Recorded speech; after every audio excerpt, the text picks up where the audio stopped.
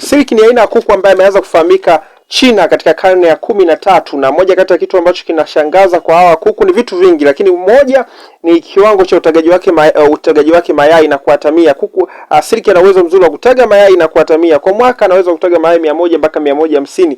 Lakini kitu kingine ambacho kinawashangaza watu kuhusiana na kuku aina ya Silki ni rangi yake nyeusi ya ngozi. Silki ni kuku ambao wana rangi nyeusi ya ngozi lakini manyoya mepesi. Kwa nini rangi nyeusi ya ngozi tofauti na kuku wengine? Ni kwamba wana kiwango kikubwa cha melanin.